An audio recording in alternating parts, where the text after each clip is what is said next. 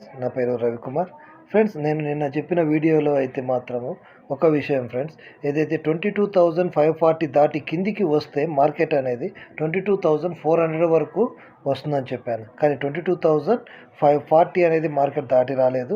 So అలాగే పైన మాత్రమే మార్కెట్ ఉన్నది.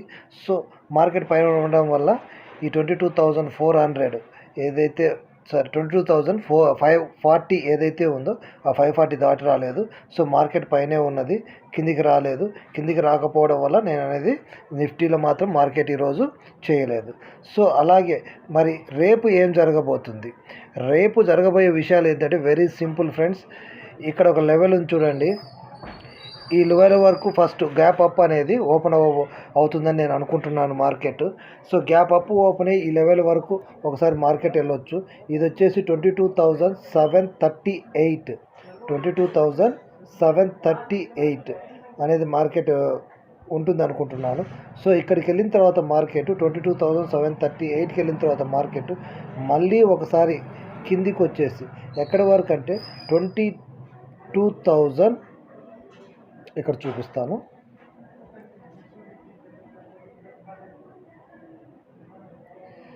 22,696 వరకు ఒకసారి మార్కెట్ వచ్చేస్తుంది. అంటే మార్కెట్ అనేది ఈ మిడిల్లో ఓపెన్ అవుతుంది.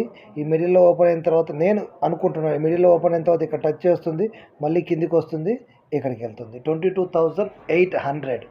ఇలాగా మార్కెట్ రేపు జరగబోతుందని నా యొక్క ఎక్స్పెక్టేషను. ప్లస్ ఒకవేళ in case gap down open అయినా కూడా ఎప్పుడైతే ఈరోజు లాస్ట్ క్యాండిల్ క్లోజింగ్ ఏదైతే క్రాస్ అవుతుందో అలాగే వెళ్ళి 22,800. సో టోటల్గా నేను చెప్పొచ్చేది ఏంటిదంటే ఈరోజు వన్ సైడ్ అంటే రేపు ఫ్రైడే వన్ సైడ్ మూవ్ ఉండబోతుంది అనేది నా యొక్క ఉద్దేశం. అలాగే బ్యాంక్ నిఫ్టీలో కూడా రెండు సపోర్టింగ్ లెవెల్స్ ఉన్నాయి. సో ఇక్కడ అనేది మార్కెట్ కొంత ఆగుతుంది. 738 దగ్గర మార్కెట్ అనేది ఒక చిన్న స్పీడ్ బ్రేకర్ ఉంటుంది. అక్కడ ఆగిన తర్వాత అది జంప్ చేసి పైకి వెళ్ళిపోతుంది మార్కెట్. సో ఆ మార్కెట్ పైకి వెళ్ళిపోయిన తర్వాత మాత్రం 22,800ను కంపల్సరీ టచ్ చేస్తుందని నేనైతే ఎక్స్పెక్ట్ చేస్తున్నాను. ఓకే ఫ్రెండ్స్, అలాగే బ్యాంక్ నిఫ్టీలో ఏం జరగబోతుందో చూద్దాము. సో ఇక్కడ నిఫ్టీలో చూసారు కదా ఫ్రెండ్స్, వెరీ సింపుల్. 22,738 వరకు ఫస్ట్ పైకి వెళ్తుంది మార్కెట్. నెక్స్ట్ మళ్ళీ కిందికి వస్తుంది 22,696 వరకు. ఆ తర్వాత మళ్ళీ అప్సైడ్ అక్కడ సపోర్ట్ తీసుకొని మళ్ళీ అప్సైడ్ వెళ్తుంది అనుకుంటున్నాను. 22,800 వరకు మార్కెట్ వెళ్ళవచ్చు అనుకుంటున్నాను. సో డౌన్ సైడ్ వచ్చే అవకాశాలు అయితే చాలా తక్కువగా ఉన్నాయి friends. In case gap down అయినా కూడా అప్సైడ్ తీసుకునే అవకాశాలే ఎక్కువగా ఉన్నాయి. అలాగే ఒక డౌన్ సైడ్ కనుక మార్కెట్ రావాలి అంటే కనుక కంపల్సరీ ఇక్కడున్న లెవెల్ ఏదైతే ఉందో, ఇక్కడ ఉంది కదా మార్కెట్ ఇప్పుడు 22,674 కిందనే ఉంది మార్కెట్. సో దీనిపైన క్రాస్ అవ్వకుండా కిందనే ఉండాలి మార్కెట్. సో కిందనే ఉండేసి ఈ లెవెల్ ఏదైతే ఉందో, ఈ లెవెల్ అంటే 22,600 కింద కనుక మార్కెట్ మళ్ళీ ట్రేడ్ అవ్వడం మొదలైతే అప్పుడు మాత్రమే మళ్ళీ 540కి వస్తుంది మార్కెట్. సో 22,540కి వస్తుంది. 540కి వచ్చిన తర్వాత అది బ్రేక్ ఇస్తే 540 తర్వాత బ్రేక్ ఇస్తే మాత్రమే మార్కెట్ అనేది 400 వరకు వస్తుంది ఫ్రెండ్స్. 400 వరకు వచ్చిన తర్వాత 480 కనుక క్రాస్ అవుతే మళ్ళీ కిందికి వెళ్తుంది. సో అలా జరగనంత వరకు మార్కెట్ ఏం చేస్తుందంటే యాజ్ పర్ టుడే సిగ్నల్ మాత్రము అప్ సైడ్ వెళ్ళటానికి ఎక్కువ అవకాశాలు ఉన్నాయి. సో 22,800 అనేది రేపు టచ్ చేస్తుంది అని నేనైతే అనుకుంటున్నాను. ఓకే, అలాగే బ్యాంక్ నిఫ్టీ చూద్దాం.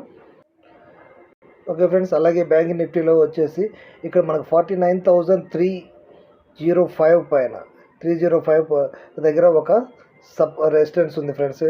సో రెసిస్టెన్స్ అనేది రేపు ఈ మధ్యలో గ్యాప్ అప్లో ఓపెన్ అవుతుందని నేను ఎక్స్పెక్ట్ చేస్తున్నాను. ఇన్ కేస్ గ్యాప్ డౌన్ అయినా కూడా దీన్ని క్రాస్ చేసి పైకి వెళ్ళిపోతుంది. దీన్ని క్రాస్ అవుతానే మనము నేనైతే ఎంట్రీ తీసుకుంటాను. ఈ లైన్ 49,305 తీసుకుంటాను, ఎంట్రీ తీసుకుంటానే తీసుకుంటానే క్రాస్ అయితేనే పైకి నేను ఎంట్రీ తీసుకుంటాను. ఇది వచ్చేసి ఒక స్పీడ్ బ్రేకర్. సో ఇక్కడ సస్టైన్ అవుతుంది, అంటే ఒకసారి మళ్ళీ కూడా కిందికి వచ్చే అవకాశం ఉంది మార్కెట్. దాని తర్వాత మాత్రమే పైకి వెళ్తుంది. పైకి వెళ్తే కనుక 50,000 అనేది మార్కెట్ రీచ్ చేసే అవకాశాలు ఎక్కువగా ఉన్నాయి. సో ఇక్కడ మనకు నిఫ్టీలో చూపించినట్లుగా ఎలాగైతే ఉందో బ్యాంక్ నిఫ్టీలో కూడా సేమ్ 2 బ్రేకర్స్ మాత్రమే ఉన్నాయి, 2 మాత్రమే పాయింట్స్ ఉన్నాయి. సో ఆ 2 పాయింట్స్ దగ్గర నుంచి ఏంటిదంటే 49,305, అంటే మార్కెట్ ఇక్కడ ఓపెన్ అవుతే కనుక పైకి వెళ్ళి టచ్ చేసి ఒక్కసారి మళ్ళీ కిందికి వచ్చేసి ఇక్కడ టచ్ చేసి మళ్ళీ ఇలా వెళ్ళిపోవాలి. అంటే 49,512 దగ్గర ఒక చిన్న విషయం ఉంది. సో అది దాన్ని దాటడానికి కొంచెం కష్టపడుతుంది. సో అది దాటిన తర్వాత మాత్రం మార్కెట్ అనేది పూర్తిగా అప్ సైడ్ అనేది వెళ్ళే అవకాశాలు ఎక్కువగా ఉన్నాయి. సో నేనైతే రేపు ఇలా ట్రేడ్ చేయాలనుకుంటున్నాను. సో మీరు ఎలా చేస్తారనేది మీ ఆలోచన విధానము, మీ సొంత నిర్ణయం మీద ఆధారపడి ఉంటుంది. సో నా వ్యూ అయితే ఇది friends. Thank you very much.